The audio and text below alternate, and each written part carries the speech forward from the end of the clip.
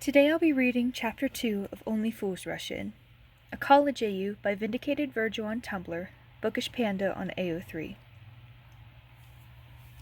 Chapter 2, A Botanical Garden and Deep Conversations. I don't think that I can do this. Remus was pacing in the living room. Virgil and Janice were sitting on the couch. They shared a look, and both of them rolled their eyes. I mean, he's so soft and so cute, and he's Roman's roommate. He ran a hand through his hair, messing it up even further. What if I mess this up and Roman gets hurt or Patton gets hurt? Fuck. Remus. Janice started, his voice flat. I don't think that you're going to fuck this up. Patton's not like the other guys you've dated. He's special. And I think you know that. Remus groaned, glancing out the window. It was so late on Friday night that it had bled into Saturday, and he had been panicking for the majority of the night, which frustrated the other two who were just trying to watch a movie. Eventually, the TV had been shut off, and their attention focused on their friend, who grew more disheveled as the night wore on. He's right, Virgil said quietly. In the time we've known you, which is, 3 years or something, every person you've dated has been a total asshole. Kind of like you, but worse. Remus whined, and Virgil just shook his head. That was a compliment, idiot. I think what our emo friend is trying to say is that Patton isn't like those other guys you've dated. Janice continued, giving a dirty look to Virgil. I've never seen you so panicked over a first date, so I think that means that this is real for you. You're going to take this one seriously. Remus sighed, then moved to lay on his back on the floor, eyes fluttering shut. Do I dress nice for my date, or do I look the same as usual? I don't think that I can do this. Patton was laying down, his head hanging off the foot of his bed. Roman was sitting cross-legged on the floor, and Logan was sitting on the desk chair, a yawn escaping as he rubbed his eyes. What if I'm not what he wants me to be? He hugged his stuffed animal frog close to his chest. What if it turns out that he doesn't actually like me? Ugh, I told you, Patton, he's never acted this way around anybody. At least not that I've seen. Roman said, annoyance coming through in his tone of voice. He didn't know why he was trying so hard to make sure that Patton went on the date with Remus, but he did want to see his friend happy, and as much as he hated it, he'd like to see his brother happy too. He always dates these jerks who sell drugs or wear all leather and ride motorcycles. They treat him like trash and then throw him out onto the streets when they're done. Well, that doesn't help, Patton whined, curling up into a ball. What if he wants me to be something that I'm not? Do you think he only wants to go out with me because I'm so different from the others he's dated? How many people has he actually dated? Patton's tone was growing more high-pitched with every question. Logan adjusted his glasses, sighing. Patton, these are all illogical questions, he said, crossing his arms. I've spent a little bit of time with Remus since he tends to be around when I'm with Janice, and I do not think that he would ask you to be his metaphorical crutch to figure out if he wants a softer partner. Additionally, why does it matter how many people he has dated? Logan's question was pointed. What should matter is how you portray yourself to him on your first date tomorrow, so he sees the kind of person that you are. You want him to see the real you, right? And that's what you need to do. But what if he doesn't like the real me? Patton asked. Of course Logan knew Patton's intricacies. They'd been friends for so long, but the small man was always unsure if his overly logical friend meant it when he said they were best friends, or if he was Patton's friend out of convenience or just circumstance. Why wouldn't anyone like the real you, Pat? You're awesome. And if he doesn't see that, I can knock some sense into him. Lord knows I had to do enough of that as a kid. Roman scoffed, stretching his arms out. I think the more important question is, what are you going to wear tomorrow? Patton was bouncing up and down on the balls of his feet. Standing near the entrance to the botanical gardens, he tried to stand on the tip of his toes to see if Remus was walking towards him, but he hadn't yet caught sight of the biomed major. Patton had, of course, arrived half an hour earlier than they had agreed upon, but he thought that maybe Remus would show up early too. He hadn't, but Patton didn't mind. He kept fidgeting with the sleeves on his jean jacket and hoped it wouldn't get too warm. He was wearing a floral shorts romper underneath, but hated carrying around his jacket when it got hot out. As he continued to wait, he dug through his messenger bag, hoping Remus wouldn't judge him for his Polaroid camera. Patton loved taking photos with it. He hung all of them with clothespins on his fairy lights in his bedroom, so he was always surrounded by the people and things that he loved. As he was leaning down to pull his knee-high socks back up since they were drooping, he heard some familiar footsteps. He looked up and saw Remus, dressed in his usual attire, smiling down at him. "Hey there, little flower," Remus cooed, and Patton burned red immediately, returning the smile. "Hi, Remus." His voice came out a little more high-pitched than usual, but he was just so darn excited to see Remus. He wasn't sure if he should hug the taller man and hesitated for a moment. Remus gave him an intrigued look, and then Patton flung himself into his arms gently. Remus wrapped his arms around him softly, humming happily. "You're softer than I expected." "Oh? Well, I can get hard if you like," Remus teased, making Patton blush harder. The small man backed up, looking at Remus's face and realizing it was a joke, so he smiled sheepishly. "So, have you ever been to this botanical garden before?" "No, I didn't even know it existed," Patton responded, the two turning towards the entrance. It was a free walk-through, so they walked in and noticed how few people were in attendance. Patton was surprised at how few people were there on a Saturday afternoon. He had so many questions for the other man. He wanted to talk about so many things, but never knew how to start conversations like that. "How did you meet Roman?" Remus broke the silence as the two rounded a corner into an area filled with rose bushes. He leaned down to smell one of them, and Patton did the same, smiling as he stood back up. "We were in a general education class together last year. I think it was our public speaking class, and we were put together in a group," Patton explained, walking close to Remus. "I was kind of pushy, and we became friends since we have a lot in common. And then I introduced him to Logan, who I've known since elementary school." Remus nodded, looking down. "You have a lot in common with him, but..." His voice trailed off, and he leaned against one of the fences, looking into the koi pond below. "Roman and I are very different, so you and I might not have a lot in common, little flower." Patton frowned, standing next to him. "Roman's not exactly my type, Remus. Yes, he's one of my best friends, but..." Patton paused, thinking of the right way to phrase what he wanted to say. "He's loud and animated and theatrical, and it's not what I would want in someone that I date." "And what is it that you want in someone you date, Patton?" Remus tilted his head, looking at Patton very carefully. The small man's face contorted in deep thought, and he bit his lips, looking down.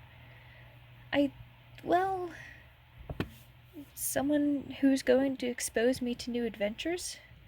I might look soft, Remus, but I love doing things that make my heart beat fast." He paused again, so Remus could absorb this information. "I want someone who understands how special I can be, but someone who I can pamper and love with all my heart." Remus didn't say anything, and the two continued their walk through the gardens. Patton stopped him in front of a blooming tree and told him to pose, taking out his Polaroid camera. "Patton, please?" Patton asked, eyes sparkling towards the other man. Remus sighed, then leaned against the tree, giving a small smile to Patton as he crossed his arms. Patton took the photo, then held it between two fingers as it developed. "I have a whole wall of photos in my bedroom. Lots from high school with Lo, but some more recent with Roman, too. And I wanted to add you, too." Remus looked down at his feet, smiling softly. The two kept walking after Patton put his camera back into his bag, and Remus brushed his fingers against those of the other. They let their fingers intertwine, and Patton hoped that his hand wasn't too sweaty. "Can I ask you something?" Patton asked hesitantly. Remus nodded, and the two sat down on a bench, their fingers still intertwined. "Why did you ask me out on a date?" "Oh, Remus chuckled awkwardly, running his spare hand through his hair, tousling it up a bit. "I see something really unique in you. You're this puff of pastel, but you've got these amazing tattoos." He expressed this by running his fingers along the exposed tattoos on Patton's arm. "And you're so kind. Everything I've heard about you from Ro and Jan, I've always wanted to meet you, but Ro, he's protective." "Of you?" Patton asked, and Remus laughed, more heartily this time, and shook his head. "No, he's protective of his friends," Remus answered, and a flash of sadness crossed his eyes. "He was always the golden child. Our parents, our teachers, they always preferred him. He could do no wrong." Patton frowned, but said nothing as Remus continued to recall these moments. "I was a bit of a reckless one. I couldn't sit still, I just wanted to crack jokes, and I played these hilarious pranks on Roman and all our other classmates. When we got to high school, I went off the deep end. I was hanging around the wrong kind of crowd, you know, and they hurt Ro. Badly." Remus looked down at his feet, shame crossing his face. Patton took his hands gently, waiting for the story to finish. "It kind of broke after that. He never looked at me the same. He hated me. And I did too. So, yeah. He always wants to protect his friends. That's why you and I hadn't met until a few weeks ago. I had to prove to him that I was hanging out with better people, that I had become a better person." "I'm sorry." Patton's voice came out weak, and he was struggling to keep the tears from leaving his eyes. Sometimes he hated how sensitive he could get. "I'm glad that you're better now." "Me too." Remus still hadn't looked up. The two sat in silence for a few minutes, the sounds of birds chirping and the babbling brooks keeping it from being completely quiet around them. "Tell me about why you got your tattoos," he said finally, fingers still tracing the outlines of sunflowers and daisies. "My mom is a florist," Patton responded. He was looking off into the distance at the flowers in front of them. "So, I grew up in our backyard full of flowers, and I spent my summers in high school helping run the shop. When I thought about getting my first tattoo, I knew it had to be flowers." He pointed to the large sunflower on his wrist. "Once I started with this one, I couldn't stop. The flowers are bright and remind me of sunshine and taking care of others." "And that's why you're a child development major, isn't it?" Remus asked. His eyes were focused on the intricate vines connecting all of the tattoos. "Yeah. My mom took care of me in her garden, and I want to take care of others too." Patton was smiling, and Remus resisted the urge to kiss him right there. But he didn't want things to move too quickly, and he wanted to make sure that he had Patton's consent before doing anything like that. So he didn't say anything, and just kept his eyes on the small man. "Why did you choose biomed and medieval history?" The question brought Remus out of his own mind, and he blinked a few times before registering it. "Oh, well, I always liked the dissection labs in my science classes. One of my teachers noticed and told me about biomed. I'd love to research new treatments, figure out what works and what doesn't work in a lab." He trailed off, and Patton just watched him with awe. "The medieval history was actually inspired by Roman. He doesn't know that, though, but he did this play in high school that was set during the medieval ages, and it just piqued my interest. So I kept researching, and I want to learn more. Maybe I can do research into the intersections of biomed and medieval history someday." "I love how passionate you are about the things you're studying," Patton mused, his fingers holding tighter to Remus's. "Like, Roman and Logan are passionate about their areas of study too, but in a way that's almost exhausting. The way you talk about your path is... Patton's voice faded out, the words failing him. He wished that he could express his words more clearly, or in a way that made sense, but he wasn't the best with conversations. He never had been. "Should we continue our walk around here?" Remus said, breaking the silence again. He didn't like the silence that kept coming back, but they had covered some really heavy topics, probably things that were too intense for a first date. He didn't hate that they were talking about those things. He loved hearing what Patton had to say and how things were going, but he wanted to do something to make his date laugh. The two stood up from their spot on the bench and walked under an archway towards where there was a display of succulent plants. Remus wanted to hug and hold Patton so badly, but he resigned himself to just holding his hand, watching as Patton named each and every plant they passed as they kept going throughout the gardens. They had eventually gone around in a full circle, most of their conversation lingering on the types of plants they saw around them, and had arrived back at the koi pond. Patton was leaning over the fence again, watching the colorful fish weave in and out of the way of each other. Remus stood next to him, watching, and when Patton looked up at him with that glimmer of adoration and just hope, "Patton, He looked down at his feet, his face heating up. "I would really, like to kiss you. If that's okay. I don't want to mess things up," and Remus was interrupted by two hands holding onto his face, and before he knew it, he was leaning down and kissing the softest lips he had ever touched. "Goodbye, Remus," Patton said softly, leaning up to kiss Remus's cheek. "I had a really nice time today." He smiled, hand on the doorknob to the apartment, and Remus gave him one last lingering kiss. "I'll talk to you tomorrow, little flower," the taller man said, and then Patton entered the apartment, closing the door behind him. His cheeks hurt from smiling so hard for the last few hours, the feeling of Remus's hand in his and his lips on his own ingrained in his mind.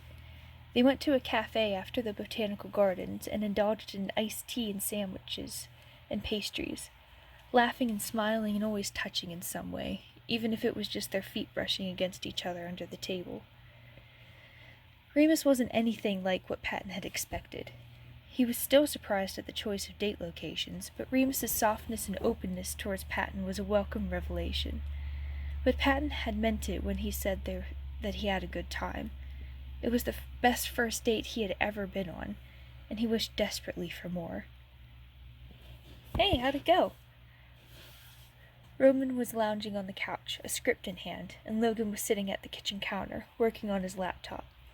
Patton tried to hold back his blush, but he smiled at the other two. "My brother was good to you, right?" Roman's face was etched with concern. "It was absolutely amazing, Ro." Patton felt his emotions gushing out of him as he set his bag down next to the entrance table. He went over to sit on the couch at Roman's feet, and the other two followed him with their eyes, waiting for more information. "Remus is so sweet to me. I really do like him." Roman said nothing. Instead, he just flipped the page in his script, and Logan sighed from the table. "Roman believes you need to know a few things about Remus's past before you go further in your relationship. I, however, believe that it should be up to Remus to tell you," he explained, adjusting his glasses. Patton's smile instantly turned upside down, but he nodded. "Remus did tell me about his past, about what happened, and..." Patton sighed, twisting his fingers together. "I'm sorry that all of that happened, Ro, but it doesn't matter to me. Who he is now is who I want to be with." "So, you're going out with him again?" Roman asked hesitantly, peeking over his script. Patton nodded, and couldn't help the small smile that he felt resurface on his face. "Oh, I'm glad you're happy, Patton." Remus opened the door to the apartment quietly. Virgil was nowhere to be seen, but Janice was in the kitchen, standing over the stove, presumably making dinner. Remus tried to be quiet, tried to just head straight, gay, for his room, but Janice cleared his throat. When Remus turned to look at him, he was raising an eyebrow, arms crossed, leaning against the archway that led into the kitchen. "How did it go?" he asked, and Remus looked down, smiling brightly. How could he put into words how amazing the day was? How many butterflies he felt when he was next to Patton? How no one had ever made him feel that way before? Remus looked back up at Janice, realizing that he hadn't said anything, and shrugged. It was... He still couldn't find the words, but a string of what he figured to be incoherent sentences began to spill out. "Oh, Jan, you have no idea. He's so... And it was... I really like him." Janice nodded, a small smile settling on his face. "I've never seen you act this way, Remus," he mused. "I'm glad to see you this way." Remus smiled at him, then retreated to his room. He glanced at the mess that was always prevalent, setting his backpack down next to the desk.